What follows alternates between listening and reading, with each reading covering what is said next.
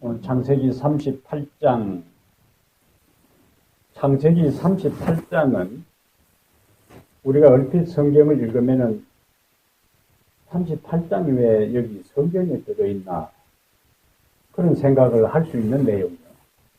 오늘날 우리가 가지고 있는 도덕적, 윤리적 기준으로 접근할 때 황당한 이야기들이 성경에 가끔 있는데 그 중에 대표적인 것이 창세기 38장 유다와 며느리 다말 사이에 일어난 사건. 우리가 인간적으로 상식적으로 도저히 받아들일 수 없는 어떤 상황들을 막장 드라마라 그래요. 막장 드라마. 여기 38장에 나오는 이야기는 요즘과 같은 이 불륜이 아무렇지도 않게 자행되는 시대에도 명함도 요즘 그 상황을 가지고 접근해도 요즘도 일어나기 힘든 상황. 형수와 시동생이 관계를 맺고 시아버지하고 며느리가 관계를 맺고 그 이야기가 지금 38장이에요. 그래서 38장을 성적 타락이나 불륜이라는 도덕적 자아를 가지고 38장을 읽어가지고는 원래 성경이 말하고자 하는 그 기본 메시지를 우리가 제대로 발견할 수가 없어요.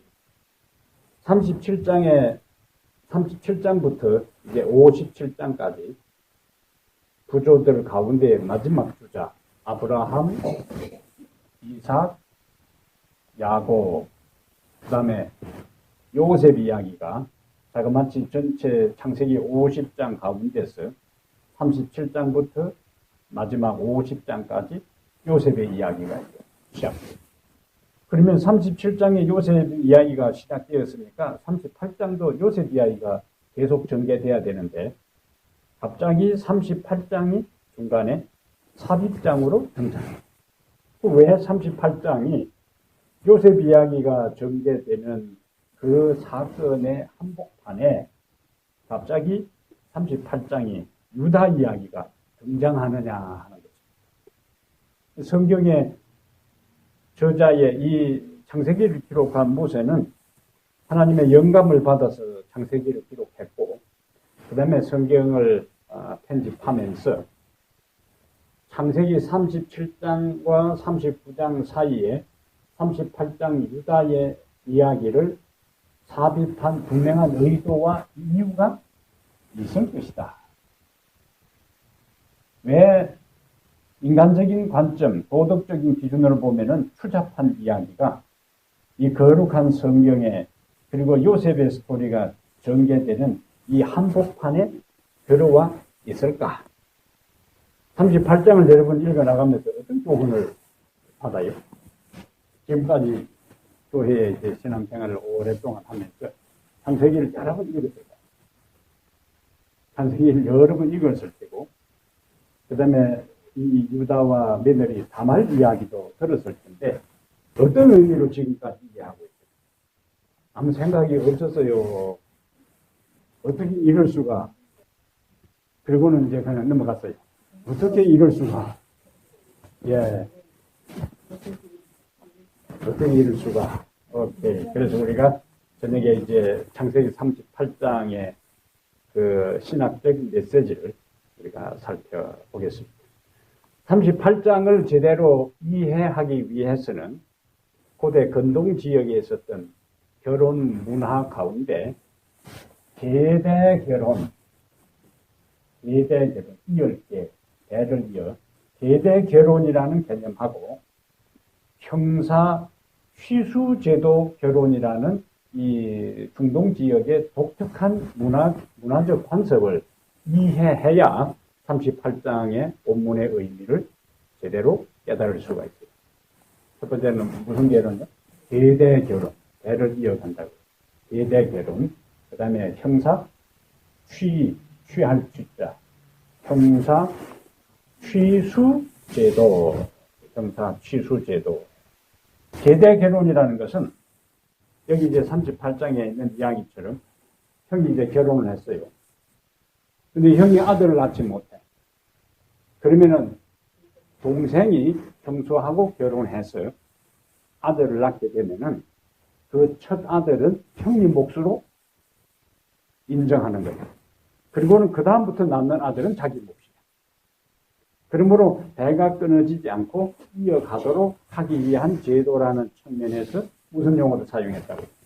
계대 결혼이라 그렇게 했어요. 그 다음에 형제 결혼이라는 단어도 이렇게 사용합니다. 근데 이러한 특이한 제도는 성경에만 등장하는 것이 아니고 고대 페르시아나 그리스나 우리가 살고 있는 이 아메리카의 이 원주민 인디안들 가운데서도 대가 끊어지지 않도록 하기 위해서 형이 결혼했는데 아이가 없을 경우에 또 형이 먼저 죽는다든지 아니면 형이 아이를 낳지 못할 경우에 동생이 형수하고 결혼해서 아들을 낳게 하는 것들이 고대 페르시아나 그리스나 아메리카 인디안들이나 또 우리나라 역사에서는 고대 고구려 역사에도 이와 같은 그 제도들이 남아있어요. 이게 성경만 있는 것이 아니다. 그러면 이러한 제도에는 두 가지 의미가 있는데 하나는 죽은 자의 후손을 이어가도록 하기 위해서 대신 결혼하는 것이고 그 다음에 또 하나는 그래서 대신 결혼해주는 그 사람을 뭐라고 부르냐면은 고엘이라 그리 불러요. 고엘. 대를 이어가기 위해서 대신 결혼해주는 사람을 고엘이라 부르고 또 우리가 룻기서에서 모압 땅에서 돌아온 룻과 누가 결혼해요? 보아스가 결혼하면서 그 땅을 다시 구입해서 되돌려 주는 게 나오고 땅을 회복합니다. 그 고엘이에요. 그 고엘을 속량자라 그러고 후속주라 그러고 속죄주. 보통 말할 때는 속량자, 후속주 그렇게 용어를 사용합니다. 그래서 고엘이라는 히브리어는 후속주, 속량주로 다 번역이 됐는데 대신 다른 사람을 위해서 결혼해주고 다른 가난한 친족을 위해 토지를 대신 값을 지불하고 물려주는 거예요. 왜냐하면 히브리 제도 가운데 하나님께서 개인에 대한 역량이 다 다른 걸 아세요. 똑같이 땅을 이스라엘 백성들이 가나안 땅에 들어갔어요. 그 다음에 부족별로 다 땅을 이제 그 지파별로 숫자에 비례해서 땅을 이제 다 분배합니다. 그런데 분배는 똑같이 해도 개인의 역량이 있다 보니까 조금 지나면은 그 부족 안에도 내는 똑같이 10평씩 나누었는데도 조금 지나면 어떤 사람은 그걸 잘 관리하는 사람이 있고 어떤 사람은 까먹는 사람이 있고 그래서 20평, 30평 사가다 보니까 가진 사람은 이제 땅을 다 차지하고 없는 사람은 하나도 못 주게 됩니다. 그렇게 될 때에 어떤 현상이 생깁니다. 가진 자와 못 가진 자 사이에 갈등이 생기는 거예요. 정부심이 생기고 가진 자는 못 가진 자를 무시하고 억압하고 지배하려고 그러고 지배받는 사람은 가진 자에 대해서 마음속에 분노를 품게 되는 그러한 불평등 사회가 된다. 그러한 것을 원초적으로 해결하기 위한 하나님의 방법이 7년 안식년이나 49년 신년이 될 때는 그 땅을 본 주인에게 반드시 되돌려 주게 돼 있어요.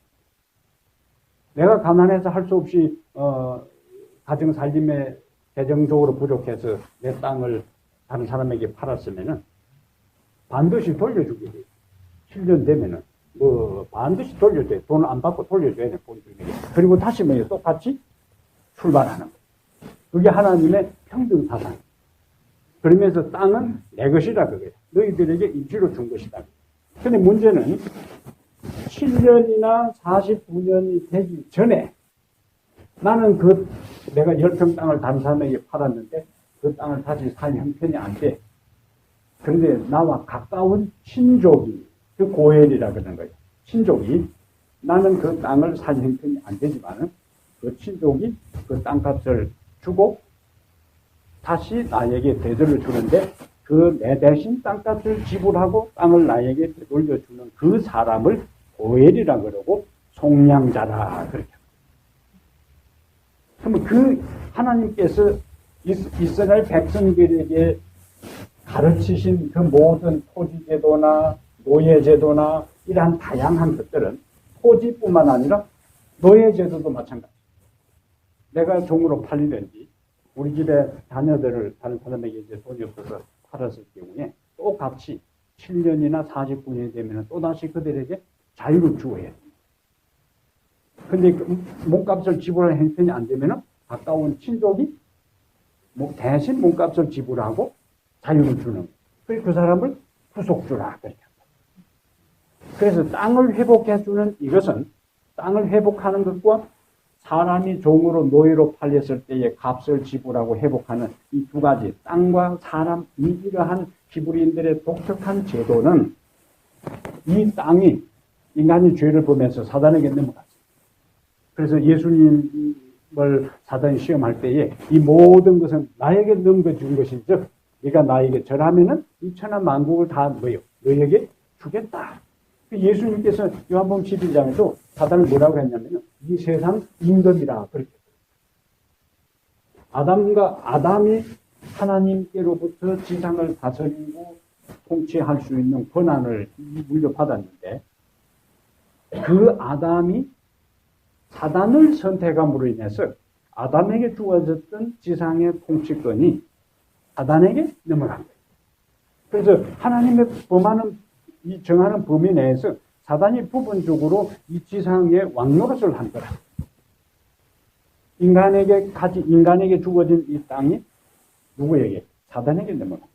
그런데 인간은 그 사단에게 넘어간 이 지상을 다시 회복할 능력도 없고 방법도 없어요. 이때에 예수님께서 십자가의 값을 지불하고 사단에게 넘어간 이 지불을 다시 인간에게 되돌려 준 거예요.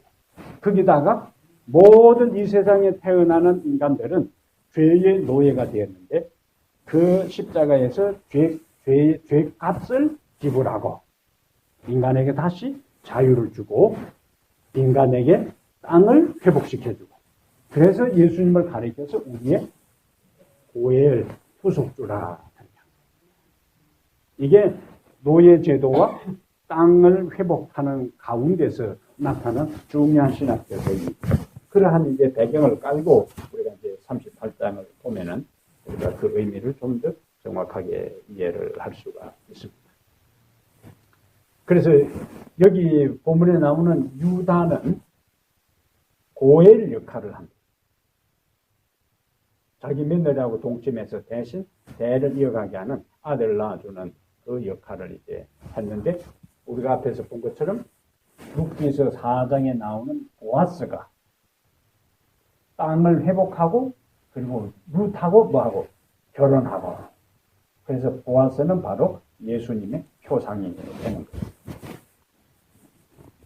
이제 38장 잠깐 보겠어요. 그 후에 항상 성경은 그 장면만 보지 말고 성경을 읽을 때는 앞뒤 문맥을 살펴라. 항상 그걸 머릿속에 두고 성경을 읽어나가요. 그러면은 그 후에라는 그 단어가 나올 때는 앞에 어떤 사건이 있었다는 것인데 그 앞에 있는 사건은 요셉이 살려간 장면입니다. 그래서 36절에 보니까 그 미디안 사람들은 그를 애굽에서 바로의 신하 친위대장 보디발에게 팔았더라. 그 후에 이렇게 된다. 그러면 자 그걸 염두에 두고 그 후에 유다가 자기 형제들로부터 떠나 내려가서 유다가 자기 형제들로부터 떠나 내려가서 근데 요셉 사건으로부터 시작해서 장남 르우벤은 유대 나라는 우리 한국 사람들 이상으로 이 큰아들에게 굉장한 권위가 주어요. 그런데 요셉 사건에서 전개되는 걸 보면은 르우벤이 죽이지 말래 그러고 구더기에 넣어놓고 나중에 돌려보내려고 했는데 르우벤이 어디 갔다 오니까 뭐예요? 벌써 팔을 넘겨버렸어요. 그 말은 유대 사회에 있어서 전통적인 장자, 큰아들의 위상이 이미 형제들에게는 전혀 먹히지 않는다는 이야기. 그것은 그가 도덕성을 상실했어. 아버지 첩하고 관계를 맺은 이후로 형제들 사이에 도덕성을 상실했기 때문에 더 이상 장자를 할지라도 말빨이 안 서. 그래서 형이 엄명을 내려서 자유를 압축이면 안 된다 그러고 영감 볼일 보고 와보니까 그냥 팔을 넘겨버렸다는 이야기는 형 말을 더 이상 시강이 안 서는 거예요. 그런데 구덩이에다가 던져놓고 그러니까 그냥 죽기를 기다리고 있을 때에 유다가 자 그는 우리의 골육이고 형제인데 그를 죽이면 어떻게 하겠느냐. 차라리 그를 그냥 팔자. 그 다른 형제들이 다 유다의 제안을 따랐습니다. 그 말은 형제들 사이에 유다가 지도적인 위치로 부상하는 것을 보여주는 겁니다. 왜냐하면 르우벤, 시므온, 레위, 유다. 유다는 네 번째 아들이요. 그러면 원래 장자가 르우벤이니까 그 다음에는 시므온, 레위가 리더십을 발휘해야 되는데 시므온, 레위는 또 뭡니까? 세겜 사건에서 이거는 완전히 폭력배 이상 수준으로 그 있는 사람들은 무자바에게 몰살시켰기 때문에 거기도 지도력을 상실했어요.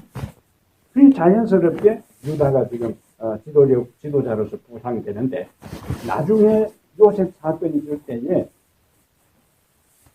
요셉이 총리가 된 다음에 형들이 양식이 떨어져가지고 이제 가서 요셉이 고향 소식 얼마나 궁금할까. 아버지 안부도 묻고 그다음에 동생 베냐민도 어떻게 되나 하니까 아버지도 잘 있고 동생도 있다니까 요셉이 동생 데려오라 했지. 이거는 완전히 형들이 허를 찔린 거라.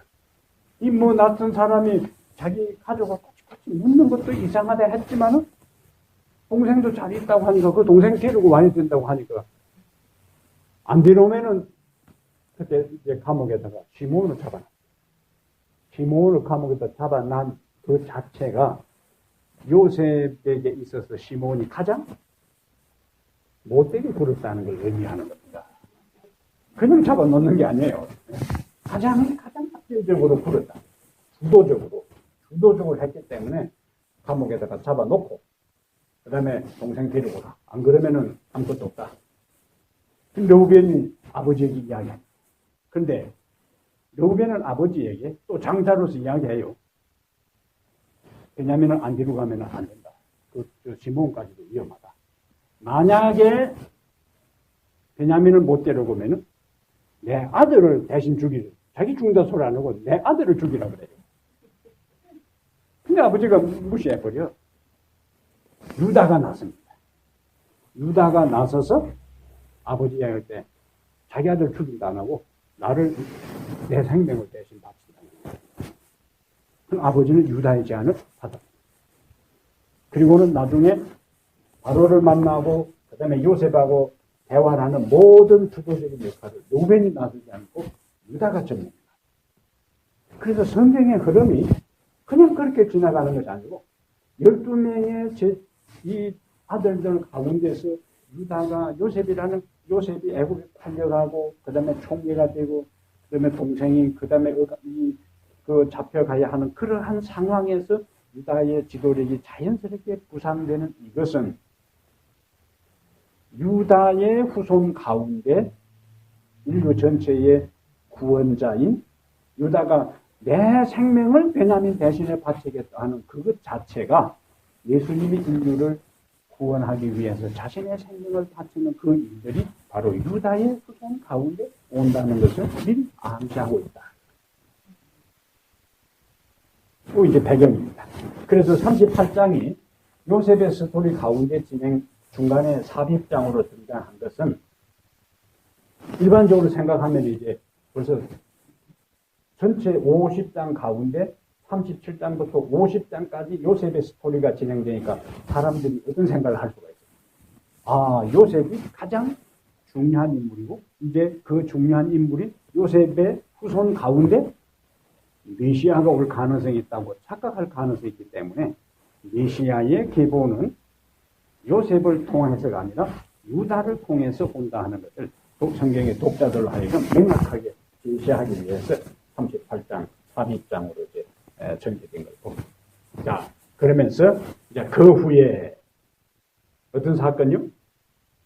요셉이 애굽으로 이제 팔려간 그 사건 후에 유다가 자기 형제부터 떠나 내려가서, 여기서 이제 성경 읽을 때는 질문을 던져야 돼요. 왜 요셉이 애국으로 팔려간 다음에 유다가 자기 형제들을 떠나 내려가서 그냥 가나안 지역의 사람들하고 섞여버립니다. 우리가 이제 이 장면을 묵상한다면, 왜 유다가 요셉 사건 다음에 형제들과 함께 생활하다가 아예 형제들과 떠나 내려가서 아둘람 사람 시라와 가까이 하니라. 이 아둘람 지역은 가나안 지역. 그럼 지금까지는 형제들과 함께 지냈어요. 근데 요셉이 애굽에 팔려간 그 사건 다음에는 유다가 형제들을 떠나서 가나안 사람하고 섞입니다. 형제들에 대한 실망, 큰형에 대한 실망, 시몬과 레위에 대한 실망. 그 다음에 요셉이 자기 형제들하고 양을 칠 때에 세겜의 형제들이 가기 전에는 요셉이 그 형제들과 함께 양을 칠 때에 나오거든요. 그런데 그 형들의 잘못을 아버지에게 고자질하는 이야기가 나와요. 그 말은 아버지 야곱이 있을 때는 형제들이 아버지 눈치 때문에도 행동을 잘 했는데 자기들끼리 가서 양을 칠 때는 엉망진창이었다. 그런데 요셉이 그것을 형들의 그것을 보고 아버지에게 이야기합니다. 정말 유다 입장에서는 큰형 그랬죠. 시몬 레위 그렇게 했죠. 나머지 그 첩들의 아들들 그냥 행동 거지가 엉망이죠. 거기다가 자기 남동생을 갖다가 노예로 팔아넘기다 그러고 그냥 구덩이에 던져서 죽게 하자고 하는 그런 데서는 형제들 사이에 뭡니까? 그렇지 않았던 묘한 갈등과 긴장이 있었는데 요셉 자기 동생 어쩔 수 없이 자기는 살리기 위해서 최후의 카드로 그를 애굽에다가 이제 팔아넘겼지만은 그 형제들하고 함께 지내는 것 자체가 경매니가 뚝 떨어진 거예요. 만정이 떨어진 거라. 그러니까 차라리 뭐요? 그냥 차라리 그들을 떨어져서 가난한 사람들하고 그냥 지내는 것이 낫겠다 생각하고 그렇게 내려간 거예요. 그 장면의 흐름을 우리가 묵상하면은 이러한 흐름 속에서 이제 우리가 38장 1절 2절을 이제 보는데 그게 또 중요한 게 있어요. 내려가서 처음에는 형제들 꼴 보기 싫고 그 형제들에게 실망하고 그렇게 해서 차라리 그냥 모르는 사람들하고 섞여서 사는 게 낫겠다 하고 이제 내려갔는데 2절 유다가 거기서 가나안 사람 수아라 하는 자의 딸을 보고 그를 데리고 동침하니 그가 임신하여 아들 낳음에 유다가 그의 이름을 에리라 하니라. 다른 사람 잘못한다고 꼴 보기 싫다고 이방인들로 갔는데 오히려 그곳에 가서 가나안 여인하고 결혼했어. 자기는 그런 사람들하고 좀 다르다고 생각하고 이거 적글적글 보기 싫다 그냥 차라리 모르는 데 가서 내가 제대로 살아야 되겠다 하고 갔는데 오히려 떠난 그 사람이 그 현장에서 더 타락의 길로 가는 것을 여기서 이제 본다. 가나안 여인을 하나님께서 원치 아니한 결혼을 그가 합니다. 그 다음에 하나님께서 교제하기를 원치 않는 이 아둘람 사람 시라와 함께 가까이 그래서 이방인과 섞이고 말아요. 유다의 결혼은 바람직한 것이 아니었다 하는 것입니다. 그래서 애를 낳고 4절에 다시 임신하여 아들을 낳고 그의 이름을 오난이라 하고 5절에 그가 또다시 아들을 낳고 그의 이름을 셀라라 하니라. 그가 셀라를 낳을 때에 유다는 그 집에 있었더라. 그 다음에 6절에 유다가 장자애를 위하여 아내를 데려오니 여기에 이제 누가 등장해요? 다말이 이제 등장합니다. 그런데 7절에 유다의 장자엘이 여호와가 보시기에 악함으로 여호와께서 그를 죽이신지라. 어떤 악인지 성경은 침묵을 지켜요. 근데 재밌는 것은 성경 전체에서 특정한 사람을 하나님께서 죽이신 첫 번째 기록입니다. 노아 홍수에는 불특정한 다수를 홍수라는 걸 통해서 멸망시켰지만은 창세기 성경 전체 기록에서 장자엘을 여호와 보시기 악함으로 여호와께서 그를 죽이셨다는 첫 번째 기록. 그래서 이제 8절에 유다가 오난에게 이르되 내 형수에게로 들어가서 남편의 아우된 본분을 행하여 내 형을 위하여 씨가 있게 하라. 여기에서 형사 치수제도 계대 결혼이 여기서 등장하는 겁니다.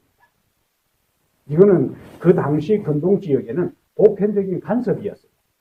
그러니까 오늘날 우리가 가지고 있는 문화적 인식과 생각을 가지고 성경시대에 그것을 동일시하게 되면 굉장한 혼란이 생기는 거예요. 그래서 이 결혼 자체는 그 당시에는 그냥 보편적인 자연스러운 그런 행사입니다. 어떤 측면에서 8절에 내 형을 위하여 씨가 있게 하라. 내가 끊어지지 않게 하라. 9절에 원한이 그 씨가 자기 것이 되지 않을 줄 알므로 형수에게 들어갔을 때에 그의 형에게 씨를 주지 아니하려고 땅에 설정하며 그 일이 여호와가 보시기에 악함으로 여호와께서 그도 죽이시니. 이거는 하나님께서 내가 지금 이어가게 하는 나름대로의 그 시대적 문화의 결혼 방법을 정했는데 그걸 그가 거부했어요. 그러니까 여호와께서 그도 죽였어요. 근데 유다가 이제 비상이 걸렸습니다. 그 11절이 유다가 처신한 거예요. 그러니까 큰아들도 죽어버리고 둘째도 죽어버리니까 유다는 어떻게 생각합니까? 이 며느리가 들어와가지고 보통은 그런 상황이요. 며느리가 들어와서 어찌 됐는지 두 아들이 연달아 죽어버리니까 두 아들이 큰아들이 죽은 것, 둘째 아들이 죽은 것을 아들에게서 문제를 찾지 않고 이러다가는 셋째 아들 이제 그 당시 문화적 간섭대로라면 이제 세 번째 아들 셀라도 며느리에게 줘야 되는데 그러면 또 어찌 될 가능성이 있어요. 다 죽어버리면 이거는 뭐 완전 대가 끊어져 버립니다. 자기 대도 끊어져 버립니다. 이래서 선택한 마지막 방법이 11절에 유다가 그의 며느리 다말에게 이르되 수절하고 네 아버지 집에 있어 내 아들 셀라가 장성하기를 기다리라 하니 셀라도 그 형들같이 그 이유가 뭐라고요? 죽을까 염려함이라. 그런데 이것은 아예 안 주려고 딱 생각한 거예요. 아예 그냥 며느리를 뭐요? 처가요 시집이요. 며느리를 본래 본집으로 돌려 보낸 거예요. 죽을까 염려함이라. 그래서 그가 아버지 집에 이제 있습니다. 12절 이제 보면은. 근데 우리가 역사가 진행되는 것들은 12절 얼마 후에 유다의 아내 수아의 딸이 죽은지라. 성경은 유다의 아내 이름은 언급하지 않습니다. 그의 장인의 이름만 언급하지 유다의 아내 수아의 딸이 죽은지라. 유다가 위로를 받은 후에 그의 친구 아둘람 사람 히라와 함께 딜메로 내려가서 자기의 양털 깎는 자에게 이르렀더니 어떤 사람이 다말에게 말하되 그 동네 간 거요. 네 시아버지가 자기의 양털을 깎으려고 딜나에 올라왔다 한지라. 그가 과부의 의복을 벗고 너울로 얼굴을 가리고 몸을 휩싸고 딥나 길곁 에나임 문에 앉으니 이는 셀라가 장성함을 이제 그 이유가 이제 나오는 거예요. 왜 다말이 그렇게 창녀로 변장해서 자기 시아버지를 유혹하려고 하는가? 그 이유가 성경에서 정확하게 나오는 거예요. 이는 셀라가 장성함을 보았어도 그게 이미 세월이 많이 흐른 거예요. 셀라가 자기 형수하고 결혼할 나이가 되었음에도 자기를 그의 아내로 두지 않음으로 말미암습니다. 그 이유를 이 다말의 그 동기를 성경은 정확하게 이야기를 하고 있습니다. 육체적인 욕망에 의한 것이 아니라는 거예요. 이미 셀라가 성장해서 그 당시 문화적인 방식대로 한다면은 셀라를 자기에게 아내로 주어야 되는데, 남편으로 주어야 되는데, 유다가 그렇게 하지 않는 것이다. 그래서 이렇게 하다가는 대가 끊어진다 싶으니까 15절에 그가 얼굴을 가렸으므로 유다가 그를 보고 창녀로 여겨 길 곁으로 그에게 나아가 이르되 청하건대 나로 내게 들어가게 하라니 그의 며느리인 줄을 알지 못하였습니다. 그가 이르되 당신이 무엇을 주고 내게 들어오렸느냐. 여기 유다가 점점 뭐요? 아까 내려가서 나왔잖아요. 내려가서 형제들 엉터리 한다고 이 꼴 안 본다고 내려가서 이방 여인하고 결혼하고, 그러면 자기 아내가 죽었어. 자기 아내가 죽으니까 이제는 뭐 하는 거예요? 창녀집을 찾아가는 유다의 모습. 계속 뭐 하는 겁니까? 내려가는 모습. 그래서 하나님의 백성이 있어야 할 자리에 있지 않고 자신의 자리를 지키지 아니하고 다른 사람을 보면서 이 꼴 저 꼴 보기 싫다고 한다 해서 되는 게 아니라는 거예요. 모든 문제와 근본은 내 자리를 지키는 게 중요하다. 유다가 내려가서 형제들 그 모습 보고 나는 저들을 저 정도면 차라리 그냥 안 믿는 사람들 속에서 하는 게 낫겠다 생각하고 내려갔는데 이방 여인하고 결혼하고 자기 아내 죽으니까 허전하니까 지금 다른 여자를 찾아가는 그 유다의 모습. 그런데 그 시기가 이제 중요합니다. 시기가 언제요? 양털을 깎을 때라. 13절에 양털 깎을 때. 고대의 근동지역의 양털을 깎을 때는 가나안 풍습에는 양털을 깎을 때는 우리가 사무엘상 25장에 아비가일 이야기 나오잖아요. 그 남편이 누구예요? 어리석은 사람. 나발. 네, 나발. 나발이 양털을 깎을 때에 다윗이 좀 얻으려고 부하들을 보냈는데 완전히 무시당했거든요. 그래서 양털을 깎을 때는 항상 고대 그 지역에는 잔치를 베풉니다. 그 다음에 가나안 풍습에는 양털을 깎는 그 시기에 사람들이 신전을 찾아서 일반적으로 잔치를 크게 베풀고 그 다음에 신전을 찾아서 신전의 여사제들하고 파티를 해요. 신전의 여사제들하고 파티를 하면은 그 해에 파티를 많이 할수록 그 해에 풍년이 농사에 풍년을 경험한다는 것이 가나안 종교의 특징입니다. 그러면 유다가 양털 깎을 때에 올라갔어요. 그는 양털을 깎을 뿐만 아니라 그러면은 그 가나안 지역에는 이제는 뭐가 펼쳐집니까? 축제가 펼쳐집니다. 그 다음에 일반적인 고대 이 아수리아나 가나안 풍습에는 일반 길거리 창녀는 얼굴을 가리면 안 돼요. 얼굴을 다 노출시켜야 돼요. 그런데 여기는 다말이 길가 여기 성문 곁에서 얼굴을 가렸어요. 얼굴을 가린 사람은 누구만 가릴 수 있는가? 신전에 속한 여사제들만 얼굴을 가릴 수가 있습니다. 그렇다면 유다가 얼마만큼 타락했는가? 이방 여인하고 결혼하고 그 다음에 창녀를 찾아가는데 그것도 일반 창녀가 아니고 신전에 속한 여사제. 얼굴을 가리고 있다는 것은 신전에 속한 거예요. 그러니까 이방 축제에 지금 유다가 참여한 거예요. 이방인들의 질퍽한 그 축제에 유다가 참여한 거예요. 유다는 지금 내려갈 때까지 내려가는 그 인생의 모습을 여기서 볼 수가 있어요. 그게 여기 지금 고고학적으로 밝혀진 시대적 상황의 배경입니다. 그 다음에 17절에 유다가 이르되 내가 내 떼에서 염소 새끼를 주리라. 그가 이르되 당신이 그것을 줄 때까지 담보물을 주겠느냐. 그러면서 도장과 끈과 지팡이를 이제 유다가 그것을 주고 그에게 들어갔는데 18절 마지막에 보니까 그가 유다로 말미암아 임신하였더라. 그가 일어나 떠나가서 그 너울을 벗고 가부의 의복을 도로 입으니라. 유다가 그 친구 아둘람 사람의 손에 부탁하여 염소 새끼를 보내고 그 여인의 손에서 담보물을 찾으라 하였으나 그가 그 여인을 찾지 못한지라. 그가 그 사람에게 물으되 길곁 에나임에 있던 창녀가 어디 있더냐. 거기 1번 표시된 걸 밑에 보면은 이방 성소의 창녀라 그렇게. 그러니까 거기 그 자리는 일반 창녀들이 있는 장소가 아니라 에나임 곁에 있던 창녀가 여기는 성소의 창녀 여사제들입니다. 유다는 그 축제에 크게 참여한 거예요. 그가 유다에게로 돌아와 이르되 내가 그를 찾지 못하였고 그곳 사람도 이르기를 거기에는 창녀가 없다 하더이다 하더라. 유다가 이르되 그로 그것을 가지게 두라. 우리가 부끄러움을 당할까 하노라. 내가 이 염소 새끼를 보냈으나 그대가 그를 찾지 못하였느니라. 그 다음에 다시 이제 24절. 우리의 모습.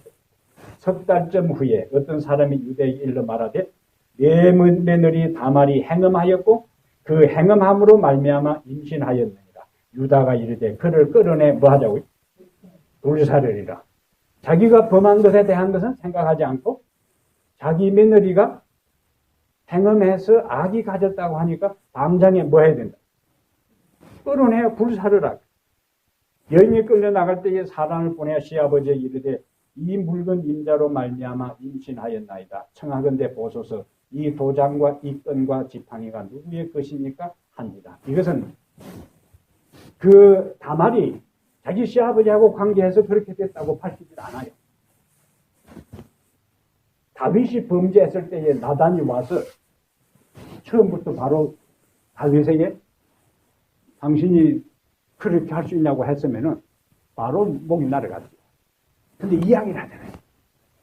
예를 들어서 설명을 하는 거예요.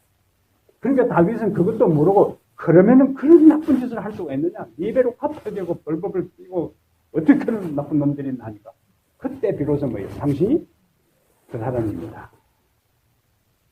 여기 다말도 자기가 자기는 시아버지 명령에 따라서 지금 끌려가서 불태워 죽을 상황에서 내가 내 주인이 나를 임직한 한 사람이 도장과 끈과 지팡이 이 주인에 의해서 내가 그렇게 됐다. 가만히 보니까 유다가 뭐예요? 자기 거예요. 이 사람이요. 자기 며느리가 그랬다고 당장에 그 보고를 듣자마자 뭐예요? 불사르라고 했는데 그 며느리가 나중에 이 주인이라 할 때 가만히 보니까 자기가 준 거예요. 우리가 다른 사람의 죄에 대해서는 분노하기 쉽고 다른 사람의 죄에 대해서 지적하고 다른 사람의 죄에 대해서는 그것을 큰 일을 난 것처럼 하는데 나중에 보니까 뭡니까? 자기 문제예요. 자기 문제. 우리의 굉장한 경각심을 알려주는 그러한 것입니다. 유다가 그것을 알아보고 이르되 그는 나보다 옳도다. 내가 그를 내 아들 셀라에게 주지 아니하였음을 하고 다시는 그를 가까이 하지 아니하였더라. 해산할 때 보니 쌍태라. 해산할 때에 손이 나오는지라 산파가 이르되 이는 먼저 나온 자라 하고 홍색실을 가져다가 그 손에 메었더니 그 손을 도로 들이며 또 희한한 일이다. 그냥 나오지 뭐라 또 손만 나오다가 도로 손을 쏙 들이고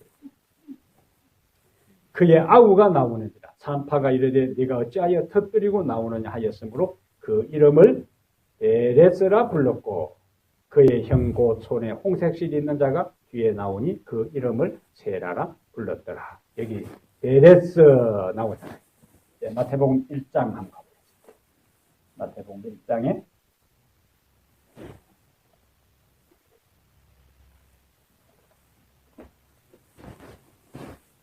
마태복음 1장에 예수님의 족보가 이제 나오잖아요. 자, 5절. 마태복음 1장 5절에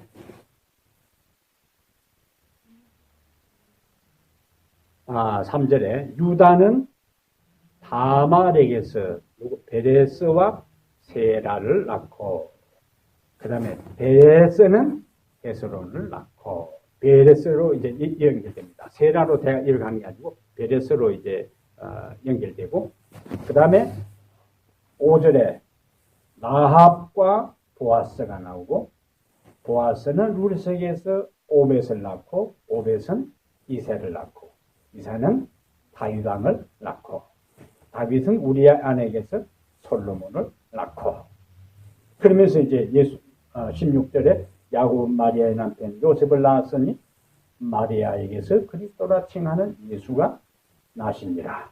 그럼 여자가 몇 명 등장해요? 다말이 등장하고, 라합이 등장하고, 룻이 등장하고, 우리아의 아내가 등장하고. 다 정상적인 사람들이 아니에요. 다 문제가 있는 사람들. 근데 그 유다와 다말 사이에 베레스가 태어났는데 그 베레스가 결국에 누구의 조상이 된다? 예수님의 조상이에요. 그러면은 37장하고 38장에서 37장에 요셉이 이 잔인한 형들에 의해서 애굽에 종으로 팔려갔어요. 근데 종으로 팔려간 그 일이 애굽과 가나안 땅에 희변이 일어났을 때에 요셉이 먼저 그곳에 간 그 일 때문에 야곱의 후손들이 죽지 않고 기근해서 살아남을 수가 있었고, 결국에 집단 가족 이민을 애굽에 갈 수 있었고, 그곳에 400년 후에 가나안 땅으로 그들이 이주할 수 있었어요. 그러니까 출발은 형들이 아주 나쁘게 한 거다. 그런데 하나님은 그 요셉을 팔아넘긴 그 일을 통해서 이스라엘을 뭐 하는 일로? 구원하는 일로 삼은 것이 37장의 출발이라는 거예요. 근데 고대 사회에서 노예의 평균 몸값이 30입니다. 30. 그런데 요셉은 30이 아니고 20에 팔았어요. 20에 팔았다는 것은 정상적으로 흥정을 하면은 30이나 40 받을 수 있는데, 그냥 지금 요셉은 그 웅덩이에 처박혀 있고, 상인이 지나갈 때에, 흥정할 때에 딱 상인들이 볼 때에, 상인들 눈치가 뺐다나니요? 딱 보니까 어쨌든 팔아 넘길 분위기이기 때문에 30냥 안 주고, 20냥 아니면 안 산다고 이제 딱 하니까. 20냥이라도 그래요 하고 팔아넘긴 상황에서 20냥이 나온 거예요. 그러니까 완전히 평균적인 몸값도 되지 않은 상태에서 팔아넘긴 그 요셉의 그 일들을 통해 하나님은 이스라엘을 구원하고 보존하는 그 출발점으로 삼으신 것처럼, 다말과 유다 사이, 유다는 잘못 동기로, 좋지 못한 동기로 그곳에 들어가서 다말을 취했지만은, 하나님은 그 후손 베레스, 그 다음에 계속 이 후손들이 연결되면서 그 후손 가운데 예수님이 등장함으로 인류를 구원하는 일로 삼으셨다는 거예요. 그러므로 하나님의 절대 주권 속에서 이 세상의 모든 일들이 이루어집니다. 그래서 마태복음 1장에 등장하는 여인들이 다 이방 여인이고 제대로 정상적인 결혼 가운데 태어난 하지도 않은 그 여인들을 통해 예수 그리스도가 오신 것은 어떤 죄인도 그리스도 안에서 하나님의 자녀가 될 수 있고, 아무리 망가진 인생도 희망이 있다는 거예요. 그리고 파괴된, 깨어진 가정, 망가진 인생이라 할지라도 하나님은 그러한 사람들을 통해서라도 당신의 구원 사역, 역사에 새로운 역사를 이루는 일에 있어서 사용할 수 있다면, 오늘 우리가 바른 동기로 하나님 앞에 살아갈 때에 하나님은 우리를 통해서 당신의 구원 사역의 통로로 우리를 사용하신다는 확신과 희망을 가질 수가 있습니다. 그래서 창세기 38장은 인간적 관점에서 일어나지 말아야 할 그 일들 속에서 하나님은 그 모든 좋지 않은 그 일들을 통해서라도 당신의 뜻을 이루어 가시기 때문에 오늘 나의 삶을 통해서 하나님은 당신의 목적을 이룰 수 있으니 나의 마음과 내 삶 전부를 그분에게 드려서 나를 통해서 아버지의 영광이 드러나는 그 삶을 살기 위해 다시 한번 결심하게 되겠습니다. 우리 하늘아버지, 이 저녁에 창세기 38장의 이야기를 통하여 다시 한번 우리들 스스로 하나님 앞에 어떻게 살아가야 할지를 결심하고 또 깨닫게 하시니 감사합니다. 다른 사람의 허물과 죄들을 많이 생각하고 정죄하기에 바쁘면서 정작 우리들 자신들의 모습을 제대로 보지 못하는 우리들 스스로에게 눈물고 있는 우리들 자신들을 보게 됩니다. 다른 사람들이 잘못된 길을 간다고 그들과 섞이지 않고 내 스스로 더 나은 길을 간다고 한 그것이 유다로 하여금 더 깊은 죄악의 길로 빠져들게 한 것처럼 오늘 하나님 우리의 삶에는 다른 사람의 실수와 허물을 바라보는 대신에 나의 연약함을 먼저 보게 해 주시옵소서. 나의 죄됨을 깨닫게 해 주시옵소서. 그리고 그 어느 누구를 핑계하거나 다른 사람을 정죄하는 대신에 내 스스로 하나님 앞에 정직하고 진실하게 살아갈 수 있는 새로운 결심이 이 저녁에 우리에게 있게 해 주시옵소서. 망가진 인생, 파괴된 가정이랄지라도 우리 하나님은 그들을 통하여 요셉의 그 애굽의 노예 생활이 이스라엘을 구원하게 하신 것처럼 유다와 다말 사이의 그 일들이 결국에 인류를 구원하는 메시아가 탄생하게 하도록 부정적인 모든 것을 긍정적으로 플러스가 되게 바꾸신 하나님, 우리의 삶에 일어나는 모든 부정적인 일들도 주님이 간섭하시고 도우시면은 주께 영광이 되고 우리에게 유익이 되고 보람이 있는 일로 바꿔주실 줄 믿습니다. 그러므로 오늘 내 인생에 전개되는 어떤 일로 인하여 실망하거나 절망하지 않게 하시고 더 주님을 바라보며 모든 것을 합력하여 선을 이루시는 주님께 전적으로 굴복하며 살아가도록 도와주시옵소서. 우리 주 예수님 이름으로 기도합니다. 아멘.